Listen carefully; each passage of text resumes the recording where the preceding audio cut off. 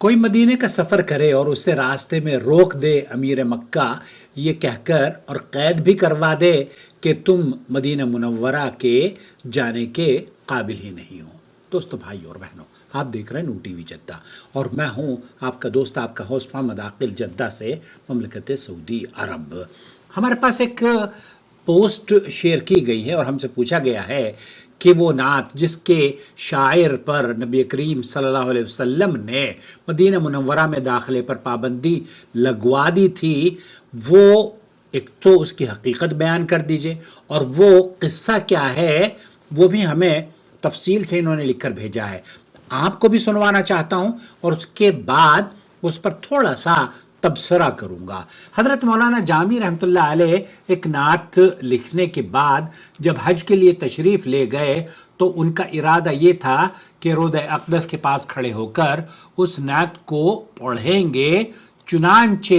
حج بیت اللہ شریف کے لیے تشریف لے گئے۔ اور اس واقعے کو، مولانا جامی کے اس واقعے کو بہت سارے صوفیوں نے، گمراہ صوفیوں نے اپنی کتابوں میں لکھا ہے، معاف کیجیے گا، اور یہی قصہ مولانا زکریا نے بھی فضائل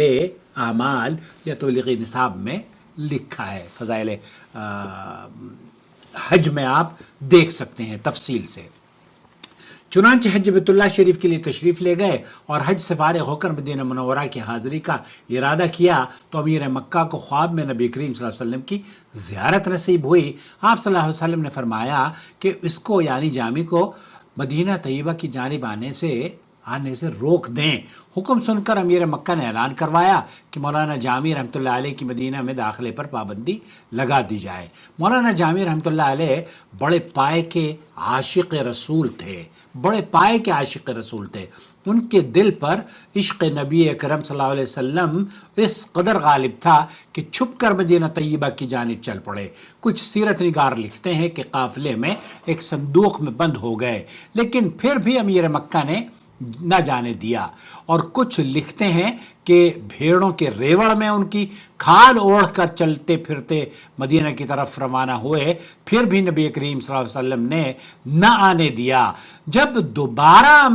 امیر مکہ کو نبی کریم صلی اللہ علیہ وسلم کی خواب کی زیارت ہوئی اور فرمایا کہ جامی رحمۃ اللہ علیہ کو میرے روزے پر بالکل نہ آنے دینا، جب اس نے یہ حکم سنا تو اس نے اپنے آدمی دوڑائے جو مولانا جامی رحمۃ اللہ علیہ کو مدینہ منورہ کے راستے سے پکڑ کر لے آئے، اور امیر مکہ نے مولانا جامی رحمۃ اللہ علیہ کو سختی سے جیل میں بند کروا دیا۔ چنانچہ تیسری مرتبہ پھر امیر مکہ کو نبی کریم صلی اللہ علیہ وسلم خواب میں زیارت نصیب ہوئی۔ آپ نے فرمایا جامی کوئی مجرم نہیں ہے، بلکہ ہم اس لیے اسے اپنے روزے پر آنے سے روک رہے ہیں کہ اس نے کچھ اشعار لکھے ہیں جن کو وہ میری قبر پر کھڑے ہو کر پڑھنا چاہتا ہے۔ اگر یہ مدینہ طیبہ پہنچ گیا اور میری قبر انور پر حاضر ہو کر اس نے یہ اشعار پڑھ لیے تو مجھے قبر انور سے باہر نکل کر جامی سے مصافحہ کرنا پڑے گا، لہذا اسے ہر حال میں روکو۔ پھر امیر مکہ نے آپ رحمۃ اللہ علیہ کو قید خانے سے نکالا اور بڑی عزت و تکریم کے ساتھ پیش آیا۔ پھر امیر مکہ نے مولانا جامی رحمۃ اللہ علیہ سے پوچھا کہ آخر وہ کون سی نعت ہے، وہ اشعار کون سے ہیں جو آپ صلی اللہ علیہ وسلم کو آپ سنانا چاہتے ہیں؟ تو مولانا جامی نے روتے ہوئے وہ یہ کہتے ہیں کہ یہ اشعار پڑھے، اور ان کا مطلب اور ترجمہ یہ ہے: تنم فرسود جاں پارا زہ جراں یا رسول اللہ۔ اس کو فارسی میں لکھا کہ یا رسول اللہ، آپ کی جدائی میں میرا جسم بیکار اور جاں پارا پارا ہو گئی ہے، گناہوں کی وجہ سے دل مردہ آوارہ ہو گیا ہے۔ یا رسول اللہ، اگر کبھی آپ میرے جانب قدم رنجہ فرمائیں تو میں غریب و ناتواں آپ کی جوتیوں کے نشان پر جان قربان کر دوں۔ میں اپنے کیے پر حیران ہوں اور گناہوں سے سیاہ ہو چکا ہوں، پشیمانی اور شرمندگی سے پانی پانی ہو رہا ہوں۔ یا رسول اللہ، روز محشر جب آپ شفاعت کا بازو گناہ گاروں کے لیے کھولیں گے، یا رسول اللہ اس وقت جامی کو محروم نہ رکھیے گا۔ تو یہ اللہ کے رسول صلی اللہ علیہ وسلم کی خدمت میں انہوں نے شعر چند اشعار پڑھے تھے اور پڑھنا چاہتے تھے، جس کی وجہ سے نبی کریم صلی اللہ علیہ وسلم نے اس دور کے، پتہ نہیں کس دور کا واقعہ ہوگا، بہرحال صوفیوں نے اس کو نقل کیا ہے۔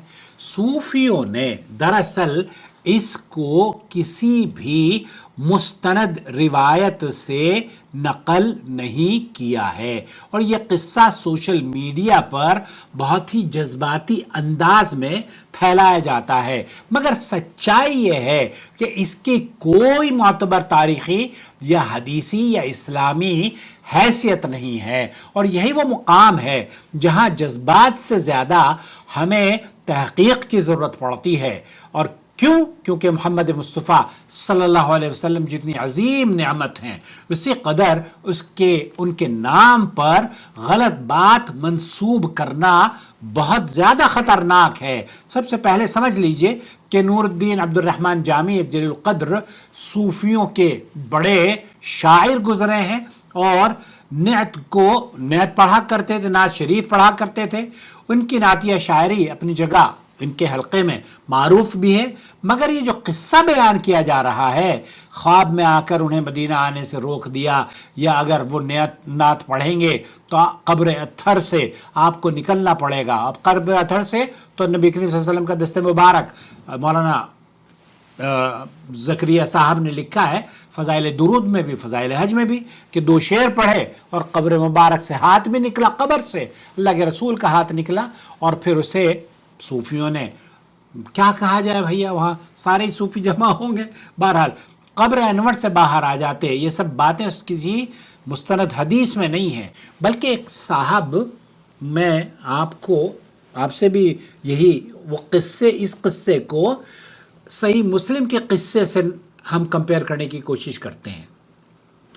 صحیح مسلم احادیث کی کتب میں دوسرے نمبر کی کتاب ہے، قرآن کریم کے بعد معتبرین ترین کتابوں میں سے اہل سنت والجماعت کے یہاں صحیح مسلم ہے، اور فضائل اعمال جس میں یہ قصے موجود ہیں، وہ اس میں علم غلم جھوٹ اور نہ جانے کون کون سی کہانیاں اور خرافات بھری ہوئی ہے۔ امام مسلم رحمۃ اللہ علیہ یہ فرماتے ہیں کہ ایک بہت عظیم شخصیت تھے جو نبی کریم صلی اللہ علیہ وسلم کے دیدار کے لیے ترسا کرتے تھے، اور نبی کریم صلی اللہ علیہ وسلم کی حیات طیبہ میں موجود بھی تھے، یمن میں رہنے والے، اپنی ماں کی خدمت کرنے والے، قرنی ان کا نام تھا۔ آپ بالکل صحیح سمجھے ہیں، وہ اس قرنی کی بات کر رہا ہوں میں، رحمۃ اللہ علیہ رضی اللہ عنہ۔ امام مسلم رحمۃ اللہ علیہ نے اس حدیث کو نقل کیا ہے، اللہ کے رسول صلی اللہ علیہ وسلم نے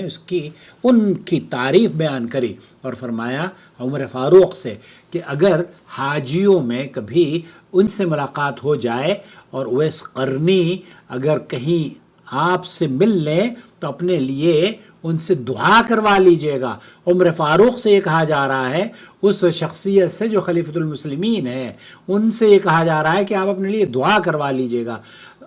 جو جنت کی اللہ کے رسول صلی اللہ علیہ وسلم نے جن کو بشارت دی ہے، ان سے یہ کہا جا رہا ہے کہ وہ اس قرنی سے ملاقات ہو تو اپنے لیے دعا کروا لیجئے گا۔ نبی کریم صلی اللہ علیہ وسلم سے محبت تھی، نبی کریم صلی اللہ علیہ وسلم کی زندگی میں آپ نے نہیں آ سکے زیارت کے لیے، تو نبی کریم صلی اللہ علیہ وسلم اپنی ماں کی خدمت کو ترجیح دی، اور انہوں نے جب وہ نبی کریم صلی اللہ علیہ وسلم کے انتقال کے بعد مدینہ منورہ تشریف لاتے ہیں، اور محدثین لکھتے ہیں، مورخین نہیں لکھتے، محدثین نے بھی لکھا، مورخین نے بھی لکھا، صحیح مسلم نے لکھا، امام مسلم کے وہ یہ کہتے ہیں کہ جب وہ مدینہ منورہ تشریف لائے تو حضرت عمر فاروق رضی اللہ تعالیٰ عنہ نے ان سے پوچھتے تھے کہ تم میں سے کون ہے، اویس قرنی کون ہے؟ تو بتایا گیا کہ ہاں یہ اویس قرنی تو ہے۔ تو عمر فاروق نے کہا کہ میرے لیے اللہ کے رسول صلی اللہ علیہ وسلم نے فرمایا تھا کہ میرے لیے ان سے کہنا کہ دعا کرو۔ تو اللہ کے رسول صلی اللہ علیہ وسلم کے اتنی بڑی شخصیت آ رہے ہیں اویس قرنی، تو اللہ کے رسول صلی اللہ علیہ وسلم کو اگر اللہ کے رسول صلی اللہ علیہ وسلم کسی کا استقبال کرنے کے لیے قبر رسول سے نکل سکتے تو اویس قرنی کے لیے نکلتے، لیکن ایسا عقیدہ یہ باطل گمراہ کن عقیدہ ہے۔ اور یہ اس قصے میں جو کہانیاں آپ نے سنی ہے نا، نبی کریم علم غیب آپ ذرا دیکھیے، پہلی بات تو یہ کہ نبی کریم صلی اللہ علیہ وسلم نے فرمایا ہے کہ جو شخص جان بوجھ کر میری طرف جھوٹ باندھے وہ اپنا ٹھکانہ جہنم میں بنا لے، تو یہ صحیح بخاری اور مسلم کی روایت ہے۔ اب اللہ کے رسول صلی اللہ علیہ وسلم کی وہ حدیث، یاتی علیکم اویس بن عامر، تمہارے پاس اویس بن عامر آئیں گے، تم میں سے جو ان سے ملے وہ ان سے اپنے لیے استغفار کروا لے۔ تو یہ مقام کسی عام ولی یا شاعر کو حاصل نہیں ہو سکتا، لہذا مولانا جامی اگر اللہ کے رسول صلی اللہ علیہ وسلم کسی کے استقبال کے لیے باہر تشریف لا سکتے تھے یا لانا چاہیے تھا تو وہ نبی کریم صلی اللہ علیہ وسلم کے وہ جلیل القدر شخصیت جس کو حضرت عمر کے لیے کہا جا رہا ہے کہ ان سے دعا کروا لینا، لیکن ایسا نہیں ہوا، ایسا نہیں ہوا۔ اور یہ قصہ کہ کوئی آدمی مدینے جا رہا ہے اور نبی کریم صلی اللہ علیہ وسلم کو کیسے پتہ چل گیا کہ کون مدینے جا رہا ہے، کون حاجی حج کے لیے آیا ہوا ہے؟ یہ مولانا صاحب ذرا آپ تبلیغ جماعت والوں، میں آپ سے پوچھ رہا ہوں، آپ اصل میں وہ جو آپ نے بچپن میں ایک قصہ سنتے تھے نا، ہم جب حفظ کیا کرتے تھے تو اس کو لکھ کر اس کی کاپی کروا کے لوگوں کو تقسیم کیا کرتے تھے کہ وہ مدینے کے شیخ احمد کا خواب، آپ نے بھی شاید سنا ہوگا، میری ویڈیو بھی ہے اس پر دیکھ لیجئے گا۔ تو مدینے کے احمد وہ جو خواب ہے اس کو شیخ ابن باز رحمۃ اللہ علیہ نے اسی لیے تردید کی ہے کہ نبی کریم صلی اللہ علیہ وسلم کو غیب کا علم نہیں ہے۔ اللہ رب العالمین نے غیب کا علم اللہ کے رسول صلی اللہ علیہ وسلم کو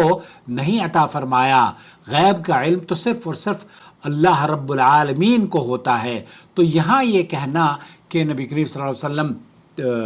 کوئی حاجی کیا کرنا چاہتا ہے، یہ کیسے پتہ چلا نبی کریم صلی اللہ علیہ وسلم کو؟ غیب کا علم تھا نبی کریم صلی اللہ علیہ وسلم کو۔ اس سے یہ عقیدہ دیا جا رہا ہے آپ کو کہ آپ بزرگوں کو بھی غیب کا علم ہوتا ہے، نبیوں کو تو ہوتا ہی ہوتا ہے، بزرگوں کو بھی ہوتا ہے۔ حالانکہ صحیح عقیدہ یہ ہے کہ اللہ رب العالمین نے اس دنیا میں غیب کا علم، اگر وہی سے کوئی اطلاع آپ کو اللہ کے انبیاء اور رسل کو دیتے تھے، لیکن بعد میں کسی غیب کا علم کسی کو نہیں دیا جاتا، تو یہ گمراہ کن عقیدہ ہے۔ اور اس عقیدے کو فروغ دینے کے لیے ہی یہ قصہ گھڑا گیا ہے شیطان نے، اور ہمارے بہت سارے لوگ ہیں شیطان کے چیلے چپاٹے، وہ اس میں باقاعدہ طور پر شریک بھی ہوتے ہیں اور اس طرح کے قصوں کو شیئر کرنا دین کی بہت بڑی خدمت سمجھتے ہیں۔ یہ دین کی خدمت نہیں ہے، یہ دین کے ساتھ زیادتی ہے۔ اس طرح کے بدعقیدگی پر مبنی قصے